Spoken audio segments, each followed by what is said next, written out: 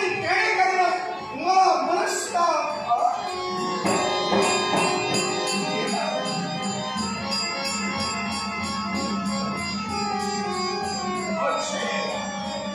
स्वप्न भरावं तर आम्ही झोपलो नाही, आम्ही परिपूर्ण जागे आहोत. मग आम्ही जे पाहतो आहोत ते सुंदर सत्य, होय सुंदर सत्य. ही आम्ही सावली पाहिली, ही सावली पुढं पुढं जाते. म्हणूनच सावली आम्ही वर पाहिलं तर केवळ देह माणसाप्रमाणे दिसतोय पण पंख नाही. देह माणसाप्रमाणे दिसतोय पण पंख नाही. मग पंखाविना अवकाशातून भराऱ्या मारणारा कोण बरं? आणि त्याची सावली तो जसा पुढं पुढं जातोय तशीच त्याची छाया पुढं पुढं जाते. आलं नाही, हा कोणी पक्षी नव्हे, हा कोणी मानव नव्हे. माझी गुणदेवता मला सांगते पंखाविना अवकाशातून भराऱ्या मारणारा हा दुसरा तिसरा उभी असून कुणीतरी ही देवता आहे, देवता आहे, देवता आहे. कुणी देवता असू दे, कुणी देवता असू दे, आकाश मार्गाने जी देवता जाते त्या देवतेचा मान राखण्यासाठी हे आकाश मार्गाने जाणाऱ्या देवते अयोध्या नरेश राजा रुक्मांग तुला नमस्कार करतोय. नमस्कार.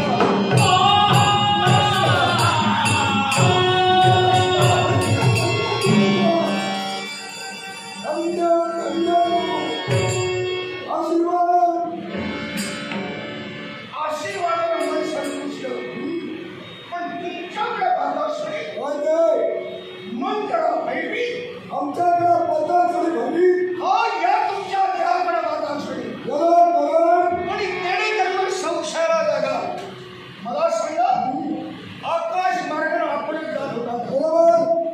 आम्ही जो नमस्कार केला तो आपल्यालाच आमच्या चरणी मग आम्ही केलेला नमस्कार त्याचा मान राखण्यासाठी आशीर्वाद देण्यासाठी तुम्ही खाली उतरला बरोबर.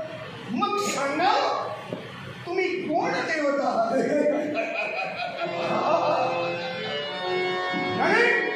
तुमच्याकडे पाहता क्षणी सारं काही मला भयानक वाटतं, भयानक. म्हणूनच मन शासकीय बनलं. ही देवता किती किती करतो प्रिय देवता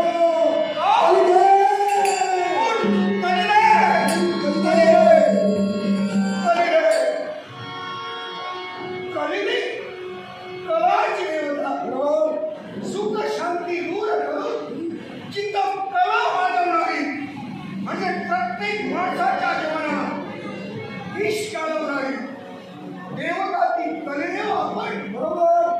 कलेने माशी तुम्हाला विनंती आलो माझ्या झाली. आकस्मिक माझ्या राजधानीला बदल झाला, याला कारणच तुम्ही आहात हे मी ओळखलं आणि तेने करूनच न विचारता आम्हाला आमच्या प्रश्नाचं उत्तरही मिळालं. तेव्हा माझ्यासाठी नव्हे पण लाख जनतेसाठी मी तुम्हाला हात जोडून विनवणी करतोय. अशी कोणती विनवणी? तुम्ही माझ्या अयोध्येत अधिक वेळ थांबू नका. चला तुम्ही तुमच्या स्वस्थानी चला, चला तुमच्या स्वस्थानी चला. आम्ही अयोध्येचा त्याग करून जाऊ पण केव्हा जो पायभाग परिपूर्ण करण्यासाठी अयोध्येत आम्ही आलो तो पायभाग केव्हा परिपूर्ण होईल तेव्हा अयोध्येचा त्याग करून आम्ही नक्कीच करणार आहोत. म्हणजे केवळ तुमच्या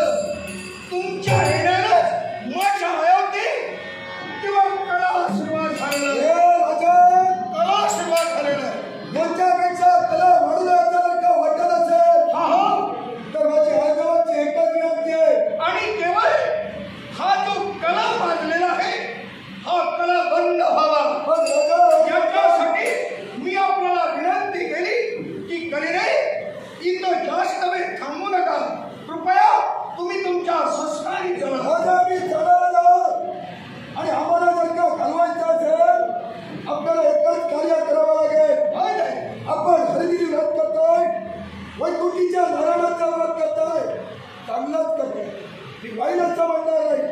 पण ते व्रत करत त्यावेळी साऱ्या प्रजावर आपण सक्तीचं धोका ठेवला. फक्त ते सक्तीचं धोकड मागायचं, आम्ही मागे जाऊ. सक्तीचं धोकड? अशी काय शक्ती मी केलेली? मला सांगा कलिदे, शक्तीनं भक्ती होते का? मग त्या माझ्या प्रश्नाचं उत्तर. मग सक्तीला भक्ती होत नाही. आम्ही सांगतो ही अंतःकरणातून व्हायला हवी.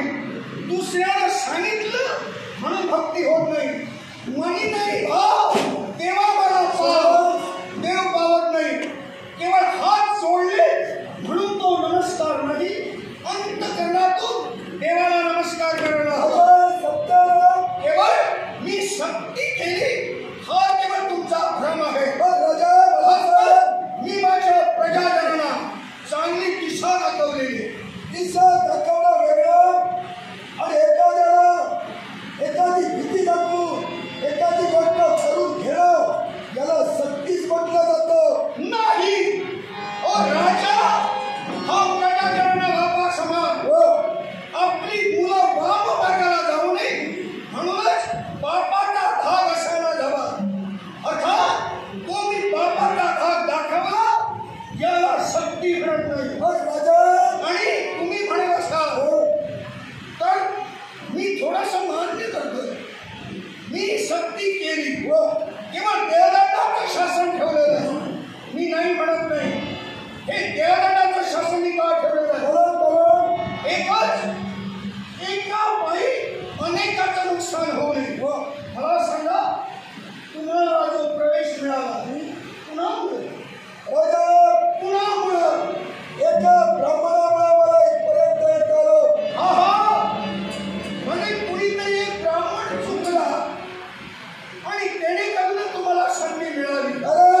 आणि त्याने करूनच एकामुळं या अयोध्येत तुम्ही अनेकाच्या जीवनात आला. एकामुळेच ना? तर कुणी चुकला नसता, एकामुळेच ना? कधी झाला नसता. बरोबर बोलला. एकामुळेच झालं. मग ऐका पहिले, एकामुळं अनेकांनी मिळवलेली पुण्याई फुक्कर जाऊ नये म्हणूनच मी सक्तीचं डोकं ठेवलेलं आहे. सक्तीचं डोकं सक्तीचा धोका ठेवलाय. प्रत्येकाच्या प्रजाजनावर ठेवलाय. हेच सक्तीचा धोका ठेवल्या कारणानं देवाकार्यात कुठेतरी खंड पडतो. आणि हे माशा मोठेपणासाठी नव्हे, कारण आत्मउद्धाराबरोबर माझ्या राष्ट्राचा उद्धार करायचा. माझ्या अयोध्येतील प्रत्येकाला अखंड केवळ वैकुंठीचा नायक, ज्याला भक्ताचा सखा पतिव्रताचा पाठीराखा म्हणतात, भक्त रक्षणाची बिडागी जनकटी धारण केली आहे. ती पालन करणे देवता, त्या देवतेचे अखंड चरण लाभले पाहिजे. प्रत्येकाला यमयातना चुकल्या पाहिजे. म्हणूनच केवळ मी त्यांना भीती दाखवलेली आहे. भीती. तू म्हणतो यमयातना चुकल्या पाहिजे म्हणून तू सर्व काही केलं.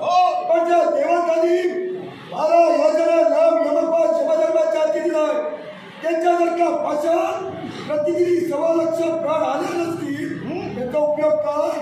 याचा विचार तुम्ही करा. बरोबर बोलला. नाहीपेक्षा याचा विचार केला म्हणला की नाहीपेक्षा इथं हट्टाला न पेटता मी विनंती करतोय, हे व्रत कोणाचं? हनुमंतीच्या नारायणाचं. मग त्याच्यापर्यंत चला आणि त्याला सांगा, देवा तुझ्या व्रतापायी आमचं नुकसान होतंय. राजा हो, हे वैकुंठीच्या नारायणाला तुम्ही सांगायला हवं होतं. राजा मग तिथं तुम्ही का जात नाही? देवा नाही केलं. माझ्या विनंतीला मान देऊन त्या नारायणापर्यंत आम्ही तिथं गेलो असतो आणि नारायणाला सांगा, स्वइच्छेनं जर का या प्रजाला व्रताचार्य असतो. हे नारायण केवळ राजा रुक्मांग आणि त्याचे प्रजाजन जे हरिदिनी व्रत करताय त्याच्या पायी आमचं नुकसान होतंय हे कारण त्याला जाऊन सांगा. हे राजा मी तिथपर्यंत गेलो असतो आणि या प्रजेला स्वइच्छेनं आणि स्वमनानं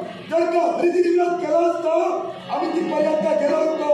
जेव्हा ती आपण सक्तीचा धोका ठेवला तेव्हा ती तो जाब आपल्याला विचारायला हवा आहे. म्हणजे तुम्हाला काय म्हणतोय? एकच की मी वाम मार्गाला जाऊ, प्रजाजना भक्तीनं भक्ती करतो, बरोबर. शक्तीनं भक्ती. भक्ती शक्ती रचावी. मग ऐका, ऐकते. या व्रताचे जे काय नियम आहेत मी तंतोतंत पाळतोय. शाबास. प्रत्येकानं व्रत करावं. व्रत म्हटलं ना व्रत होत नाही. या व्रताचे जे काय नियम आहेत ते तंतोतंत जर का पाळले असेल तर ते व्रत, आणि त्या व्रताचे नियम जर का भंग केले असेल तर व्रत भंग केल्याचा दोष म्हणजे देवताचा रोष माती येतो, आणि तोच देवदेवताचा रोष आम्हाला माती मारून घ्यायचं नाही. आणि कलिरे मला सांग, हे हरितिरी व्रत केलं, हरितिरी व्रत करणारा मी प्रथम राजा आहे. मुळीच नाही. मी प्रथम राजा आहे. याच्या पूर्वी बऱ्याच राजकर्त्यांनी हरिदिनी व्रत केलं, अनेकांनी हरितिरी व्रत केलं, आणि केवळ त्यांनी सक्तीचं जोखड ठेवलं. हो तिथपर्यंत देवतांनी जाऊन त्याला समजाविलं सुद्धा. हो सर्वश्रेष्ठ देवदेवताचा भक्त, माणूसचा भक्त म्हणजे राजा अंबरीश यानं हे व्रत केलं होतं. त्यावेळी नियम हेच होते ना. बरोबर. राजा कीर्तिमान, नियम बदलले नव्हते. राजा कीर्तिमान यानं व्रत केलं, त्यावेळी नियम हेच होते ना. बरोबर. आणि नियमात बदल झाला नाही. दानव धरण्यात जन्माला आलेला प्रल्हाद पुत्र विरोचन, त्या विरोचनानं हे व्रत केलं, त्यावेळी हेच नियम होते ना. नियम हेच होते. मग त्यानं सक्ती केली, तिथं सुद्धा देव समजावण्यासाठी गेले होते ना. आणि त्याप्रमाणे त्या नियमाला अनुसरूनच केवळ व्रताचे तंतोतंत नियम मी पाळतोय. याच्यासाठी माझी तुम्हाला विनंती आहे, उगा शब्दानं शब्द वाढला जाऊ, आणि केवळ तुमच्या भाषात इथं शस्त्र संघर्ष होऊ नये. झाला तो गोड बोलून समजुतीचा शब्द संघर्ष, याला मला वाकडं वळण द्यायचं नाही. राजा प्रथमच म्हटलंय, तू भक्ती कर, विद्याधर्ता निर्माण करणार नाही. फक्त प्रजेवर सक्तीचं जोखड ठेवलं ते माझ्या घेऊन मिली का नाही. तुमचे विचार माझ्या मनाला पटत नाही. माझ्या प्रजाजनाचं सुख कुठं आहे, माझ्या जनतेचं हित कुठं आहे हे जाणूनच मी देवाचं शासन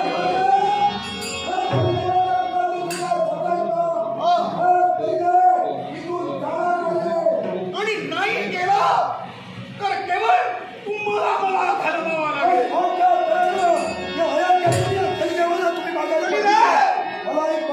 इथून जाणार नाही असे जर का तुम्ही हट्टाला पेटला तर हट्टाला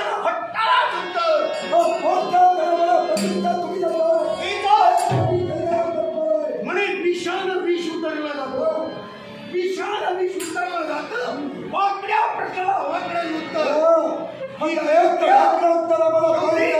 अधिकार बोलला म्हणून सांगतोय. ही अयोध्या माझी आहे, आणि नारायणाच्या हृदय करून राजा या नात्यानं जनतेची सेवा करण्याचा अलपेला मला प्राप्त झालेला आहे.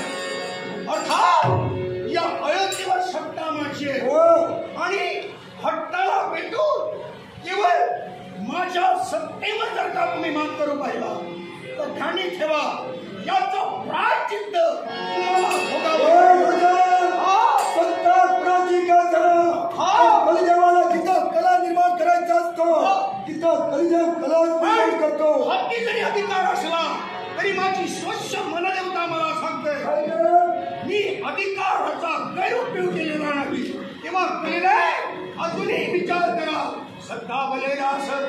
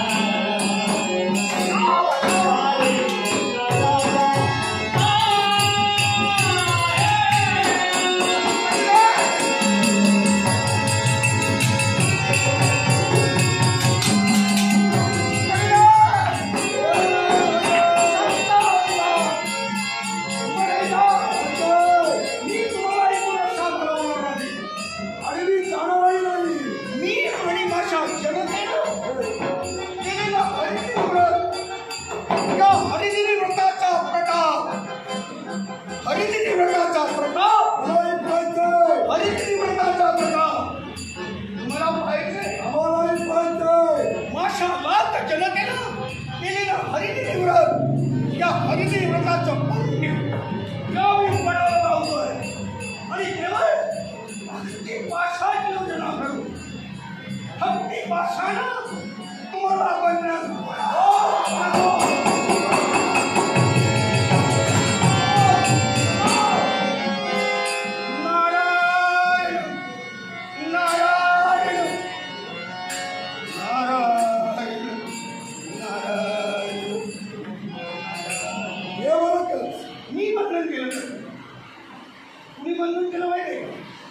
ज्याच्या व्रतात खंड बनवला त्या नारायणाने तुला बनले. हे राजा, हे विसरू नको. भक्ताच्या भक्तीपुढं हा देवताला नमावत लागते. म्हणूनच म्हणून या विश्वात म्हणूनच देवापेक्षा भक्त एका मात्राला मला मोठेपणा देऊ नकोस.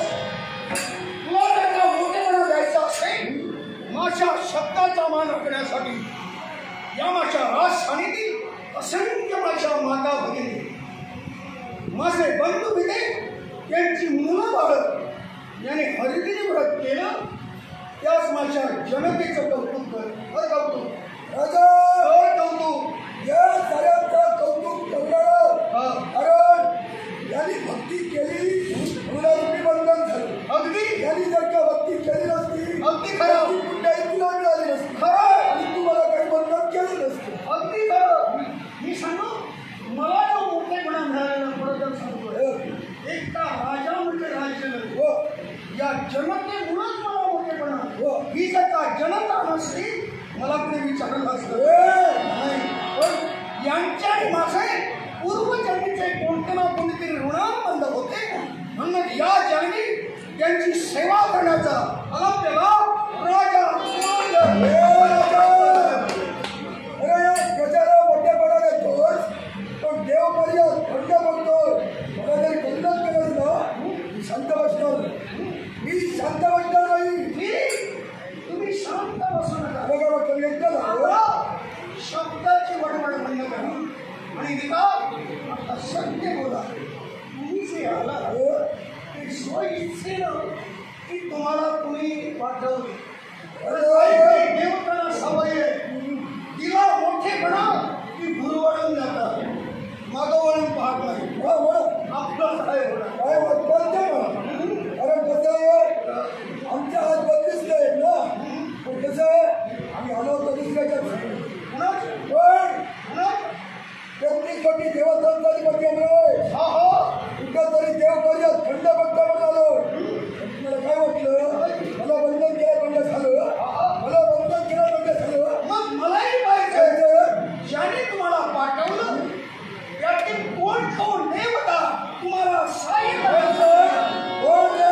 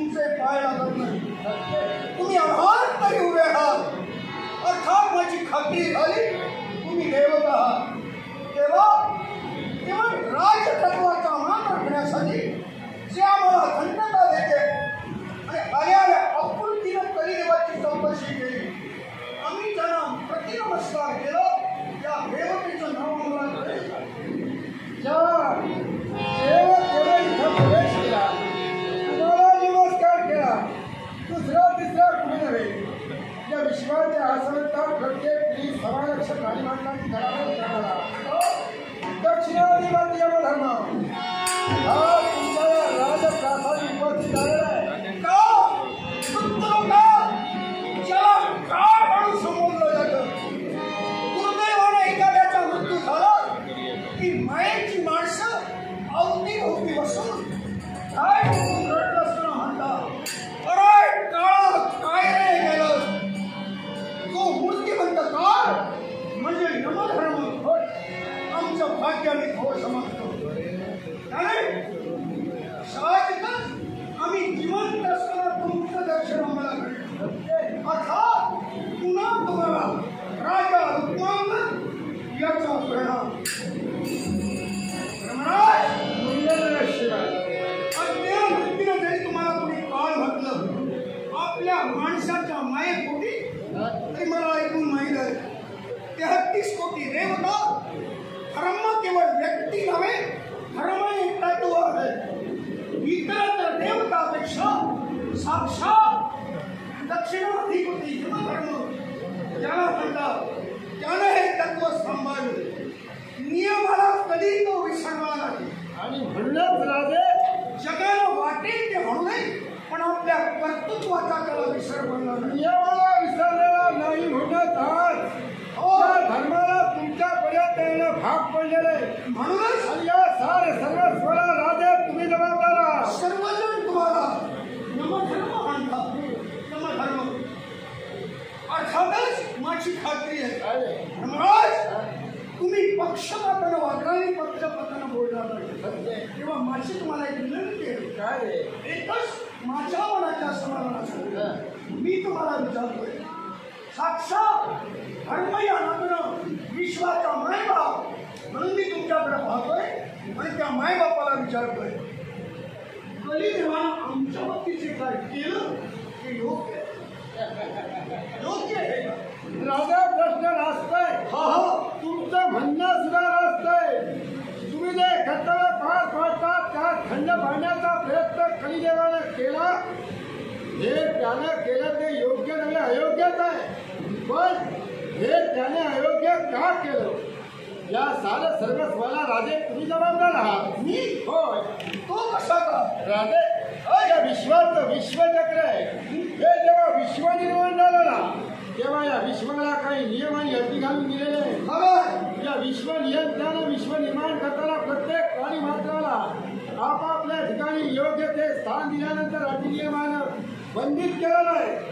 तसं आम्हाला सुद्धा काही अटी नियम आहे. प्रत्येकाला विश्वाच्या पाठीवर प्रत्येक दिवशी 1.25 लक्ष प्राणी मात्र जन्माला येत आहे. 1.25 लक्ष प्राणी मात्र जन्माला येण्यासाठी प्रत्येक दिवशी 1.25 लक्ष पंचप्राणाची गरज आहे. आणि असं जर झालं नसेल तर या विश्वाच्या पाठीवर पुनश्च प्राणी मात्र जन्माला येणार नाही. एवढंच नव्हे, हे विश्व जेव्हा निर्माण केलं ना तेव्हा नियंत्रण या विश्वाच्या ठिकाणी उत्पत्ती करण्याचा प्रारंभ केला. उत्पत्ती केली. उत्पत्ती झाल्यानंतर सांभाळ करण्याला देवतेने सांभाळही केला. पण या विश्वाच्या ठिकाणी भार वाढू लागला आणि भार वाढल्या कारणानं हे विश्व झाल्याच्या भीतीनं देवतेनं माझी नियुक्ती केली यमपाश देऊन. यमपाश दिल्यानंतर प्रत्येक प्राणी मात्राचं भवितव्य रेखाटलं गेलं. जन्माच्या दिवशी प्राणी मात्राचा ज्या दिवशी जन्म झाला त्या दिवशी तो मनुष्य प्राणी असेल अथवा इतरत्र प्राणी मात्र असेल, जन्म झाल्यानंतर तो कोणत्या सिद्धांतराने मरणार आहे हे प्रथम दर्शनी लिहिलं गेलं. याच्यापेक्षा प्राणी मात्र पूर्वसंचिताप्रमाणे पूर्वजन्मी केलेल्या पापा पुण्याच्या हिशोबाने तो अल्पायुष्य होणार अथवा तो दीर्घायुष्य होणार हे प्रथम दर्शनी ठरलेलं असतं. आणि हे ठरलेलं असताना राजे या कार्यात तुमच्या व्रतानं ढवळाढवळ झाली. विश्वकार्याच्या नियमाबद्दल तुम्ही बरंच काही सांगितलं आम्ही ऐकलं.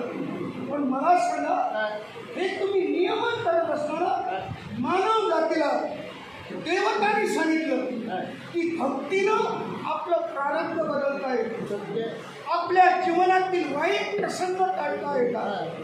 हे तुम्ही सांगितलं सत्य. मग त्याचप्रमाणे आपल्या जीवनातील वाईट प्रसंग टाळावे आणि केवळ आपल्याला सद्गती प्राप्त व्हावी म्हणूनच आम्ही सूचित केल्याप्रमाणे आम्ही सूचित केलं की आमची इच्छा नव्हे साक्षात नारायणाची इच्छा मी समजतोय आणि त्या नारायणाच्या इच्छेप्रमाणे सर्वजण हरिदिनी व्रत करताय मग यात वावदत आहे का राजे? वावदत आहे का? या विश्वाच्या पाठीवर व्रतवैकल्य निर्माण झाली. हो प्रत्येक प्राणी मात्रानं व्रतवैकल्य करावं याच्याकरता देवतेने काय सांगितलं असेल? तुम्ही जर व्रतवैकल्य केलं असाल तुमच्या प्रारब्धाला निश्चितच कलाटणी मिळणार आहे. हे खरं आणि म्हणूनच प्रत्येकानं ते करावं. पण पूर्वसंचिताप्रमाणे माणसाच्या जीवनात समजा पुढील येणाऱ्या आयुष्यात त्याच्या प्रारब्धात केलंच असेल त्याला गौरवाचा यात्रा भोगायचा असेल तर तो प्राणी मात्र आपल्या जीवनात केव्हाही व्रतवैकल्य करत नाही. कारण आपल्या जीवनातल्या साऱ्या दुःखाला कंटाळून तो आत्मनाशाच्या दिशेनंच जात असतो. जेव्हा एखादा प्राणी मात्र तृप्त झालेला असतो आणि उदरात त्याचं अन्न गेल्यानंतर तो तृप्तीचा ढेका देतो तेव्हा त्याला देवाची आठवण येते आणि तेव्हा तो नाव घेतो. राजे तुमचं तसंच आहे. या विश्वाच्या पाठीवर राजकन्या म्हणून तुम्ही जन्माला आला. गदांत राजरत्नीचं वैभव तुमच्या जनाची लोटांगण घेत असताना राजे या देवानं तुमच्यासाठी काहीतरी केलं म्हणून देवाचे आभार मानण्याकरता तुम्ही हे व्रत करता. हे बरोबर आहे. पण तुमची जी प्रजा आहे ना प्रजा या प्रजेला जन्म झाला तो या ठिकाणी असणारी चातुर्वर्णीय प्रजा क्षत्रिय ब्राह्मण वैश्य आणि शूद्र त्या चातुर्वर्णीय प्रजेत तुमच्या इतका सुखी दुसरा प्राणी नाही. आणि म्हणूनच या प्रजेवर तुम्ही सत्तेचा डोकं ठेवला. जर ही भक्ती करायची असेल ना तर भक्ती करण्याकरता व्रत करण्याकरता माझ्या मनानं वाटलं पाहिजे मला काहीतरी करायचंय. मोक्ष केव्हा प्राप्त होतो? एखाद्याला पाण्यात पडल्यानंतर जर जगायची इच्छा असेल तरच जगतो आणि त्याला जर ठरलं आता मी मरणार त्यांना विचारलं तेच मी तुम्हाला विचारलं. मी शक्ती केली जबरदस्तीनं भक्ती करून देतो. जबरदस्तीनं भक्ती होते अर्थात मनात नाही तर भक्ती होते का? मग तुम्ही चालविले ते का? मनात जर का एखाद्याच्या नसेल भक्ती होईल का? केवळ मी शक्ती लागली फक्त भीतीचं दडपण त्यांच्या समोर उभं केलेलं. केवळ त्यांनी या व्रतात खंड पाडू नये आणि एका मुळा अनेकाची पुण्य मर्जी मोल होऊ नये म्हणूनच केवळ मी शक्ती लागलेली आणि राजा या नात्यानं जनतेचा बाप या नात्यानं तो मला अधिकार गोष्ट तेव्हा कृपया तुम्ही म्हणाला माझ्या अधिकाराचा प्रजेचा बाप आहे घालतो. कारण त्या विश्वाच्या पाठीवर सूर्यनारायण प्रत्येक प्राणी मात्राच्या अन्नाची व्यवस्था करतो. तसा मृत्यू लोकांच्या ठिकाणी वास्तव्य करणारा राजा हा राजा प्रजेचं पालन पोषण करतो भरण पोषण करतो. संगोपन संवर्धन आणि संरक्षण ही राजकारणाची जबाबदारी आहे. मग संगोपन तुम्ही करत असाल संरक्षण करण्याची जबाबदारी तुमची असेल संगोपन तुम्हीच करणार असं मला सांगा. या ठिकाणी धेनू असाला चारा पाणी नाही. लहान लहान हल्लकाला जे आता तुमच्या जन्माला आले त्याच्यासाठी दुग्धपान सुद्धा मारलेल्या करता नाही असं तुम्ही म्हणाला. असा कोणता निर्दयी बाप आहे आपल्या पोराच्या ओठाला लागणारे माते ते त्याच्यापासून दुग्धपान करेल म्हणजे तुम्ही मला निर्णय म्हणता सत्य. मग याच्या प्रमाणे राजे झाले आपल्या जनतेच्या कल्याणासाठी त्यांनी हेच नियम तंतोतंत पाळून हे व्रत केलं. ते सर्व राजे निर्णय होते की राजे प्रत्येकानं व्रत केली ती स्वतःसाठी. ते सर्व निर्णय होते. प्रत्येकानं व्रत केली ती स्वतःसाठी इतरांसाठी नव्हे. तुम्ही जे करता मग ऐका माझ्या सांगण्यावरूनच भीतीपोटी म्हणा सर्वजण व्रत करताय स्वतःच्या भल्यासाठी. होय हे पुण्य त्यांनी जे व्रत केलं त्याचं पुण्य त्यांनाच मिळणार. राजे त्याचं पुण्य मला मिळणार नाही. याचा विचार तुम्ही केला हे प्रजाजन स्वतःच्या भल्यासाठी जर करतात असं तुम्ही म्हणता. सक्तीचा डोकं ठेवला ते ठेवला त्याच्या पुढं तो हे व्रत करणार नाही त्याला देवदंडाचं शासन फरमान तुम्ही काढत ते कहाणी कशा करता सांगितलं ना.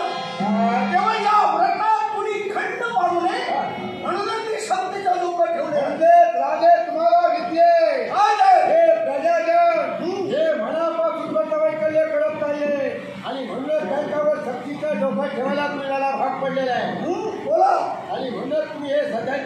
लागलेलं व्रत आहे आणि या नको तो नाराज घेऊ नका. तुम्हाला मी पक्षपाती नाही असं मी प्रथमच मानलं होतं, पण या तुमच्या बोलण्यात कुठंतरी मला पक्षपात दिसू लागला. पक्षपात तेव्हा माझी तुम्हाला विनंती वाटेच नाही झालं तरी या मठापासून मी आणि माझी जनता आम्ही दूर होणार. राजे या विश्वाच्या पाठीवर धर्माच्या खालीच्या पास आहे. प्रत्येक प्राणीमाला माणसाला मृत्यू येतो आणि मृत्यू आणण्याकरता माझ्या जवळ 2 प्रकारचे मृत्यू आहेत. त्याच्यापैकी एक म्हणजे आड मृत्यू आहे. आणि आड मृत्यू केव्हा येतो तर अपघातानं एखाद्याची आयुष्यामध्ये अपघातानं संपली असेल तर, आणि दुसऱ्याला त्याची आयुष्याला विधीच्या विधानाप्रमाणे संपल्यानंतर येते. भीती दाखवू नका राजे, भीती दाखवू नका. हे जे तुम्ही केलेले कर्तव्य हे जे जर का पाश आहे तुमचे, मग एवढे दिवस रिताई तुम्ही मागं का गेला? ज्याला कळाय रिते तुम्ही का गेला? त्याला कळाय जसे आला तसे हात हलवी परत का गेला? कारण काय असेल राजे? ज्याला कळेल देवाचा हरिदिन व्रत नव्हे, त्यांची पुण्य देवाचं हरिदिन नव्हे, देवाचं व्रत करणाऱ्या भक्तानं व्रत केलं म्हणून गेलेलं नाही. देवतेची विटंबना होऊ नये, देवतेच्या वचनाला सुद्धा कचऱ्याचा लागला नाही म्हणून मागायला गेला हा धर्म. समजा जर तुम्ही हातापायीपणा केला, तुम्ही हट्टाने गेले त्याप्रमाणे परिदेवाला बदल केला, त्याप्रमाणे तुम्ही वागण्याचा प्रयत्न केला. तुम्ही हा तकाळीपणा करता आहात हे तुमचं तुम्हाला अजून कळत नाही कळत काय म्हणायचं? म्हणूनच केवळ तुम्ही आमच्या कर्तृत्वाच्या आलेत आहात आणि साहजिकच भीतीचं दर्पण आमच्या स्वरूपात तुम्हाला काय करायचं? काय करायचंय? काय करायचं? विश्वाच्या पाठीवरचा राजा तुम्ही ऐकला नसा. या 4 विधिमूल्याचा वापर मला जीवनात करता येतोय. म्हणून सांगतो तुम्हाला, तुमचं माझं वैयक्तिक ते नाही, याच्यापुढे स्वतःने स्वतःला पहिली तुमची माझी भेट झालेली सत्य राजा रुपांगण आणि ज्याला साक्षात जन्मधर्म म्हणला या समोरासमोर गेले. ही पहिली माझी भेट. या पहिल्या भेटी तुमच्याशी मला वैमनस्य करायचं नाही. विनंतीपूर्वक सांगतोय, आतापर्यंत धर्म या नात्यानं मी तुमचा मान राखलेलं. कृपया आमच्या हरिदिनी व्रतावर त्यानं व्यत्यय आणला म्हणून तुम्ही व्यत्यय आणू नका. हे देवतत्वासाठी आहे आणि तुम्ही जर हे मान्य करत नसाल, या दोघांना जे कधीनं केलं त्याच्या उमटलेल्या पावलाच्या ठशावर पाऊल ठेवून प्रेम आपला जवळ करणार. शाबास. म्हणजे केवळ भावनेच्या एवढं आपलं धर्माची कास पकडली. धर्म याचा विचार न करता तुम्ही त्याच्या पुढचं म्हणजे तुम्ही या धर्म करणार मग तीच अधमाकृती करून घ्या. अधमाकृती करून घ्या.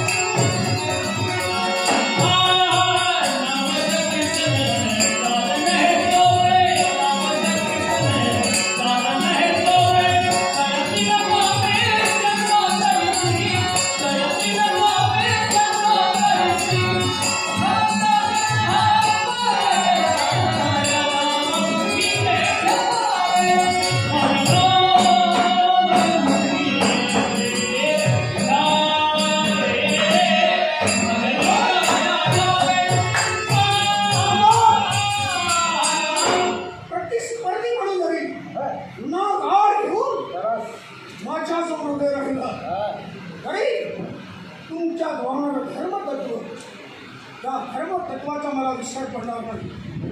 म्हणून त्या धर्मतत्वाचा मान राखण्यासाठी केवळ राजा हुकमांवर नमना विद्यार्थी धर्मदेवतेचा पाठबळ हवा याच्यासाठी पंचमानाची पंचमान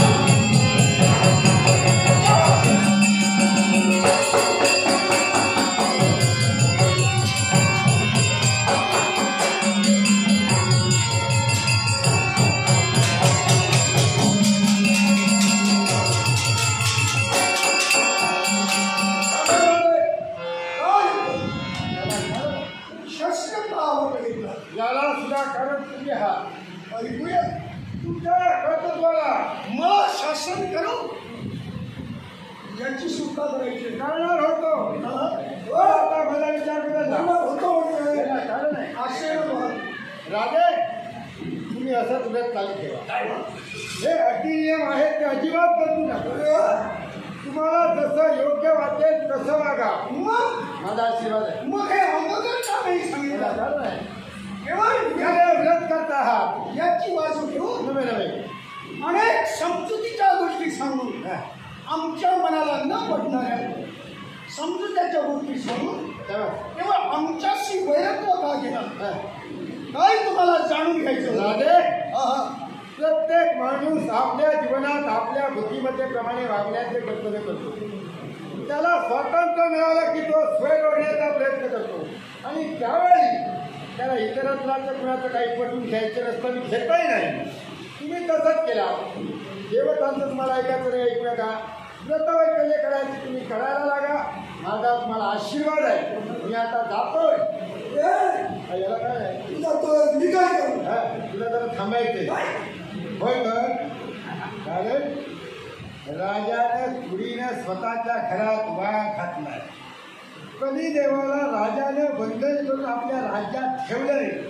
तिथं भामा देवतांचं कर्तव्य परिपूर्ण झाले. राजे आशीर्वाद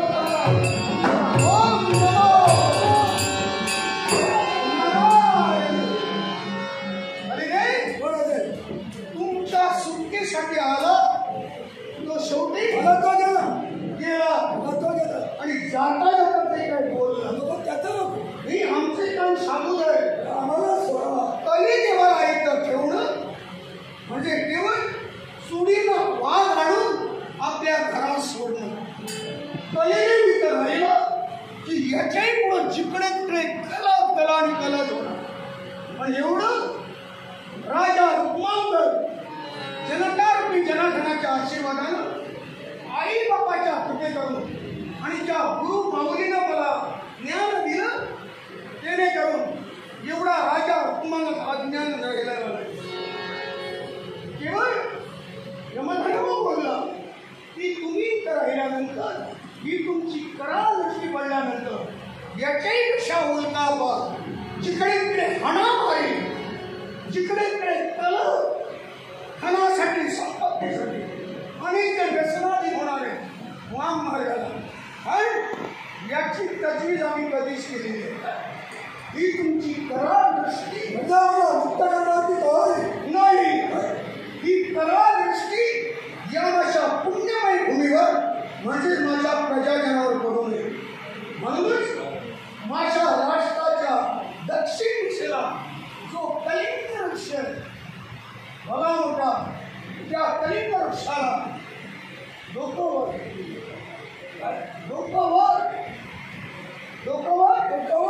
नाही काय झालं? डोकं वर म्हणतात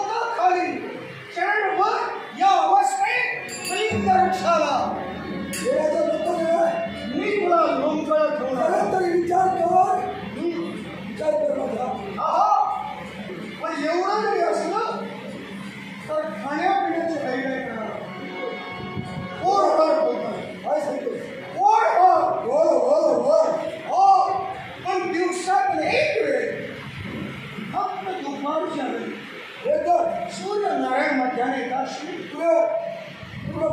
ही भूमाता तप्त होणार आहे ज्या आपल्या भूमीवर तुला झोपवलं नाही का हो झोपवलं नाही